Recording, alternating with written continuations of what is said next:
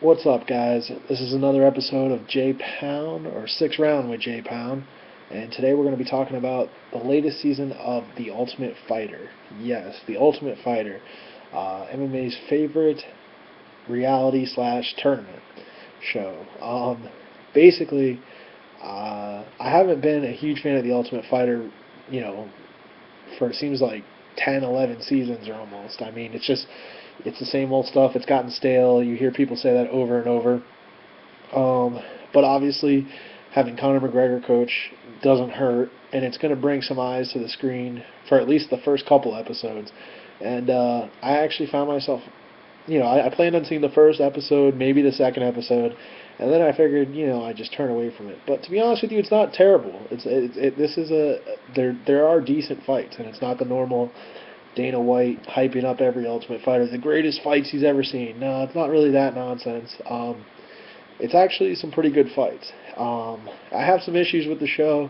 I'll get into that in a second. But basically, as this compared to the last few seasons they've done, I think Connor and Uriah's um, their banter is actually pretty funny. You can see that they respect each other. Connor and Uriah kind of have a little playful, they poke, give each other little jabs here or there, but it's all in good fun. There's no real animosity between them, and I actually like that. Usually they try to put one rival coach against, his other rival, against another coach, and there's got to be animosity between the coaches, and they think that, that builds some kind of drama because they're going to fight at the end of the season. A lot of people were worried that you're not going to have Connor and Uriah fight at the end of the season. You know, where's going to be the intrigue of the season? And Conor McGregor can sell it all by himself. He's just a very charismatic, entertaining character. Maybe a little over the top sometimes, but people enjoy watching him, and the guy does deliver. So, I have no problem with the coaches not fighting each other. Um, it's been a pretty entertaining season thus far. Uh, you know, it is what it is. I really don't know what TUF is going to do, beyond this.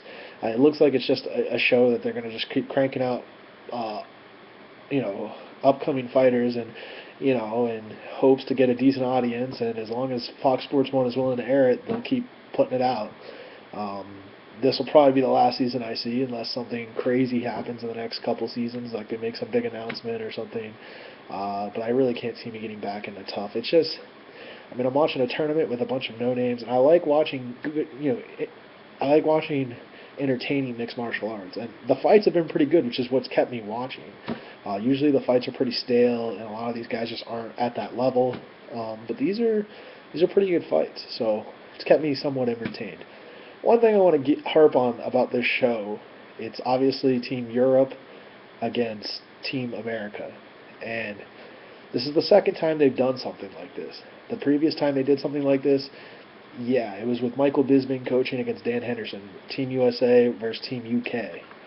And I mean, come on, dude. I mean, look at the U.S. team. There's got to be better. There's got to be better unknown fighters than what they bring to the show.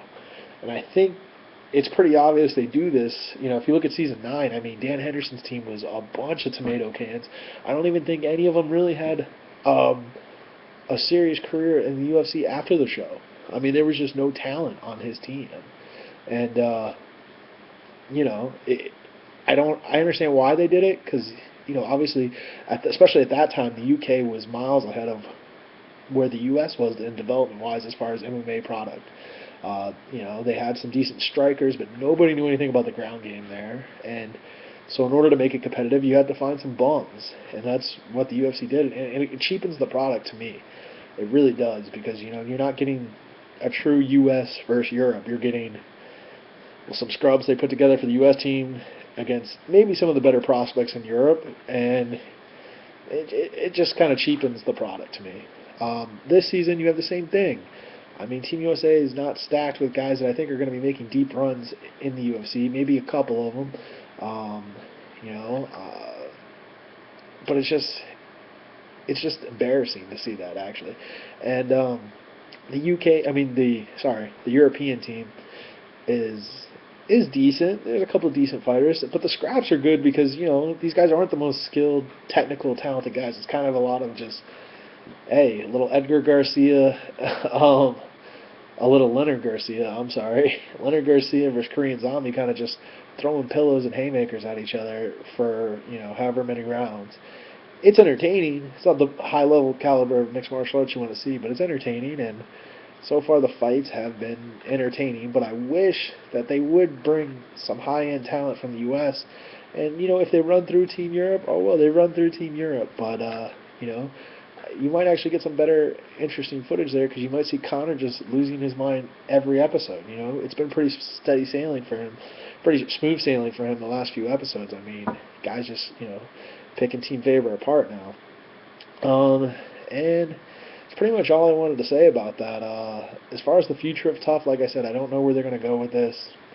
I don't see a whole lot of avenues after this. I mean, Connor was a guy you got to be on the show against his will. He didn't want to do it, and I think once he was there, he just, hey, I'm here, I'm stuck doing it, let's make a show of it. As you can see, he hasn't shown up a lot. He missed, pretty much the whole second fight. And, I think if I'm Team Europe, that might be a little discouraging, but if I'm Connor, I completely understand. I mean, the guy's hadn't been home to Ireland in forever. He was training in Vegas. He fought in Vegas. Thought he was going home, and then they're like, no, you're going to stay 6 more weeks and mess around on the Ultimate Fighter. So I can understand him not having that 100% commitment to it. But, all in all, I'll give this season a B minus so far. Nothing great, but definitely worth watching, and entertaining fights, and Conor McGregor has great television. That's pretty much all I have to say about that. I'll check you next time on the 6th round with J Pound. Peace.